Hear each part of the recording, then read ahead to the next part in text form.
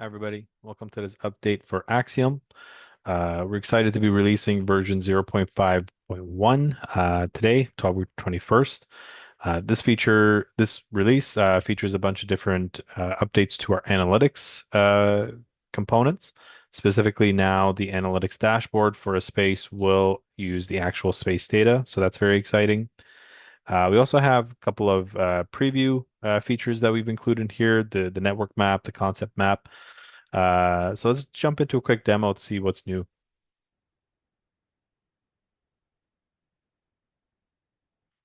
So from my dashboard, I'm going to go into a space. In this case, I'll pick Axiom Guide. From here, now we have the analytics menu from the settings dropdown. When we click on that, we'll jump into the analytics dashboard for our space. And this will give us an overview of the space and how it's being used. So total messages, the size of the knowledge base, the number of members. We also get this chart that shows us the messages per day across the entire space. And obviously we can adjust um, the timing of that to see different views. Below that, we have two really interesting components here. We have the common topics. And so what this is, it's going to be an aggregate of the sort of questions or queries or messages that are being asked by students. So this is going to be the most frequently asked questions in a way, not necessarily just questions, but any of the sort of most frequently asked messages by students. And then we can see the frequency of how often that topic or that phrasing um, is there.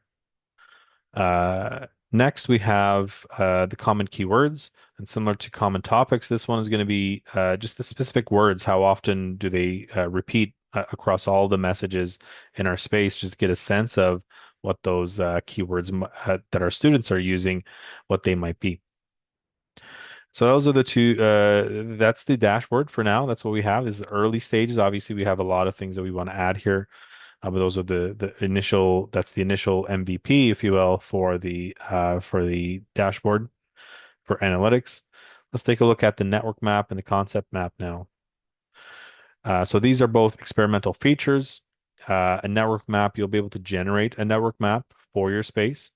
And what that will show you is a visual representation of all of the top interconnected topics across your space, across all of the messages that your students are exchanging with your AI tutor.